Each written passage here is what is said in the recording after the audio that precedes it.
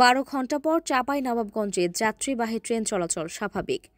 চাঁপাইনবাবগঞ্জের আমনুরা জংশনে তেলবাহী ট্রেনের 5টি বগি লাইনচ্যুতির পর উদ্ধার কাজ শেষে 12 ঘণ্টা পর যাত্রীবাহী ট্রেন চলাচল স্বাভাবিক হয়েছে।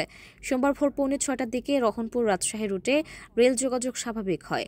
এর আগে 5:15 দিকে উদ্ধার কাজ শেষ হয় বলে জানান আমনুরা রেল স্টেশনের station master Habibul Hasan. Furnace well নিয়ে খুলনা থেকে ছেড়ে আসা তেলবাহী ট্রেনটি সন্ধ্যা 5:40 দিকে আমনুরা স্টেশন এলাকায় পৌঁছালে 5টি বগি লাইনচ্যুত হয়। দুর্ঘটনার পর আমনুরা রহনপুর রেলপথে ট্রেন চলাচল বন্ধ হয়ে যায়। স্টেশনে আটকা পড়ে রহনপুর ঈশ্বরদীগামী একটি কমিউটার ট্রেন। তবে আমনুরা বাইপাস রেলপথ দিয়ে চাঁপাইনবাবগঞ্জ রাজশাহী রেল যোগাযোগ স্বাভাবিক ছিল। পরে রাত 11টার দিকে ঈশ্বরদী থেকে উদ্ধারকারী ট্রেন এসে উদ্ধার কাজ শুরু করে। আমনুরা রেল স্টেশনের স্টেশন মাস্টার হাবিবুল হাসান বলেন, রাতভর উদ্ধার কাজ শেষে দীর্ঘ প্রায় 12 ঘণ্টা পর ভোরে স্বাভাবিক হয় রেল যোগাযোগ। ভোর 5:45টার দিকে আমনুরা স্টেশনে আটকা পড়া ঈশ্বরদীগামী কমিউটার ট্রেনটি ছেড়ে যায়।